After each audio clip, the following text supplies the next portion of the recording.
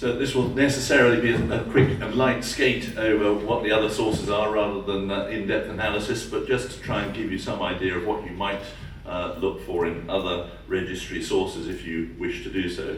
These are my disclosures, which I don't think are particularly relevant to this talk. So when comparing registries, there are some analyses which will be available in some of the other registries that are not in the NJR. Sometimes that's by choice, sometimes our choice not to do it. Sometimes it's because they have quite different practices in other countries. But it's always worth looking and seeing what's available in some of the other registries. But we have to bear in mind the underlying differences which may be important, such as how long has the registry been collecting data and is that relevant to what we're looking at? How completely are primary and revision cases collected and how is that verified? And you may get some help for that from this website from EFORT, where the network of orthopedic registries in Europe gives you some information about other registries, and they have a very interesting interactive map which you can go and look at. You can click on the country, which will direct you to some information about that particular country's registry of this kind. So for Denmark, you see this is for knees. At the time they had 156,000 knees at about 8,000 to 12,000 being put in each year, and they had a nearly 97% completeness of the registry. But this is a much smaller registry, obviously, and it's rather typical of the Scandinavian registries in that respect, that they're about a tenth of the size of the NJR for the same joint. But bear in mind that the data that you can look at, if you look at it now, is from 2019 for the NJR, which is not particularly helpful, although it's not particularly detrimental to us. But for the German registry, it really does underestimate the value from their point of view because they were still growing rapidly at that time. So by 2020, they had 600,000 to 700,000 knees, whereas now it's well over 1 million. And their completeness is no longer 70%, although their completeness for primaries is only around 80%, whereas for revisions it's much nearer 100% for various technical reasons.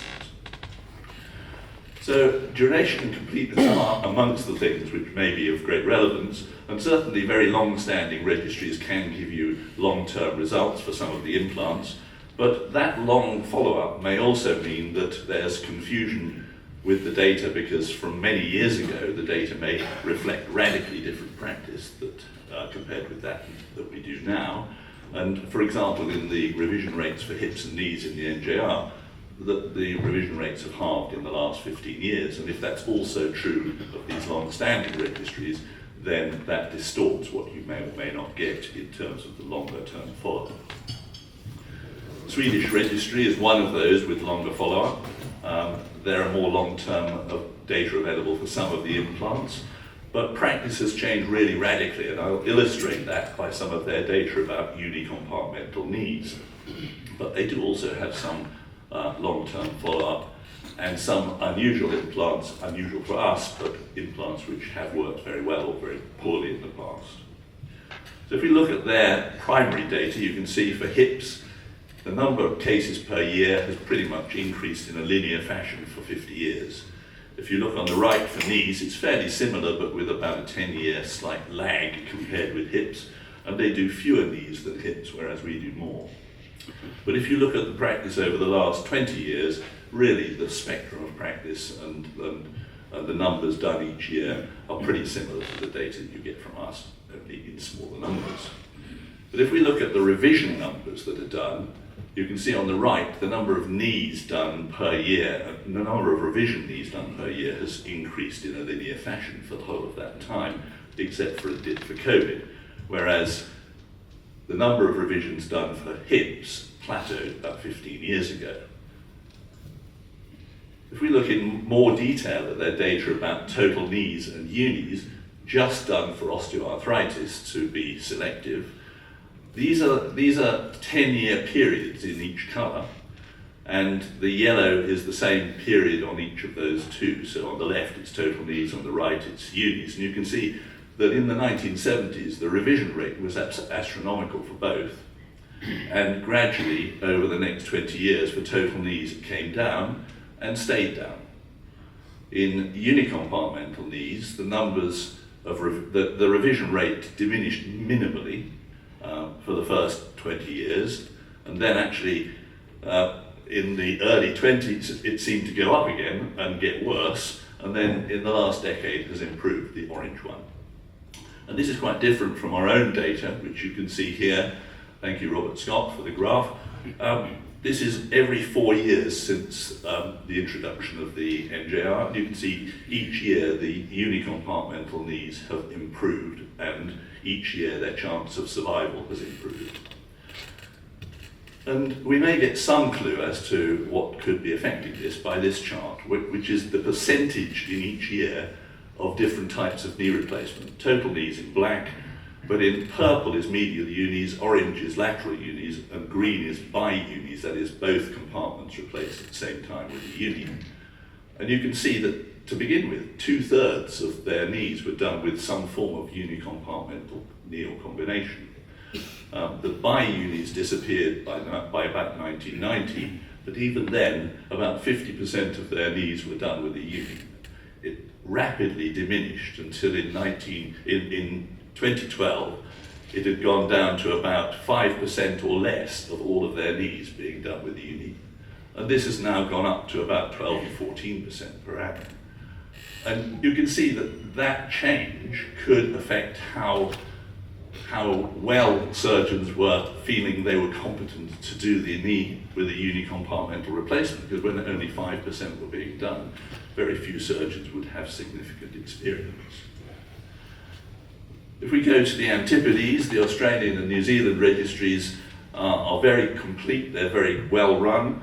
The New Zealand registry is necessarily small because of their population, and perhaps the most useful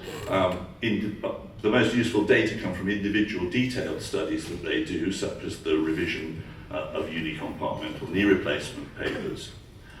But the Australian registry is really a great source of both routinely reported data and individual studies, especially about technology, because if you look at this, you can see that the Australians adopt technology in a very early and keen fashion. They adopted computer-navigated knee replacement, which is shown in blue, very early. That's declining now as the use of robotics for doing knee replacement takes off. And they have a steady, what they call image-derived instrumentation, we would perhaps call personalized instrumentation, using orange.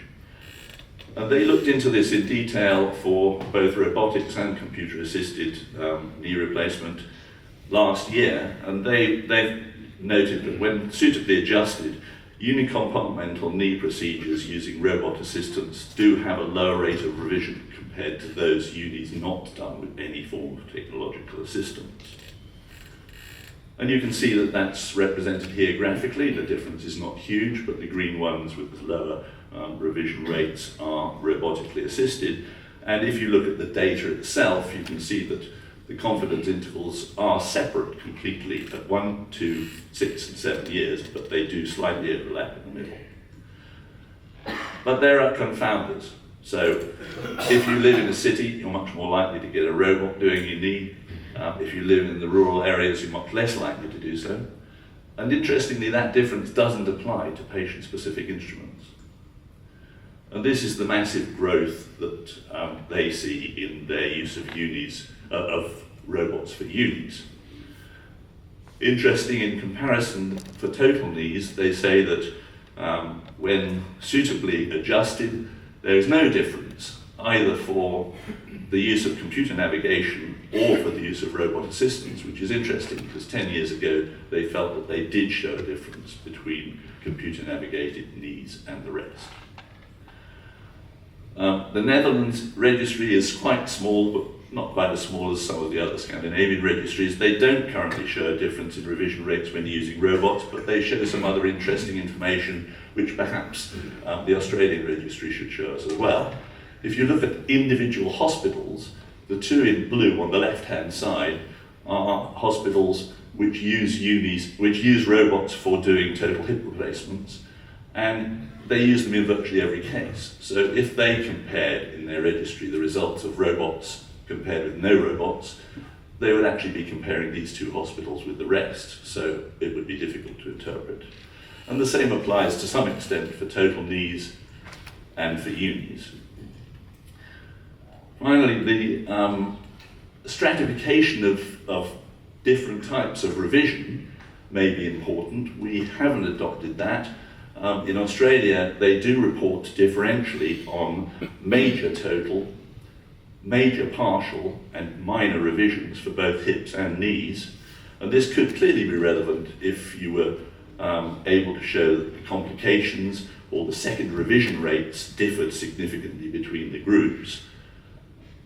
They do this for both hips and knees, and some other registries also do this, but I'll just show you a little bit of data about that. You can see that the minor in yellow have gradually increased at the expense of more major types of revision over the years. If you look, you might think it's tempting to do a minor revision, but you need to be aware that the results from Australia show that if they do a minor revision or a hip replacement, that it's much more likely to come to a second revision.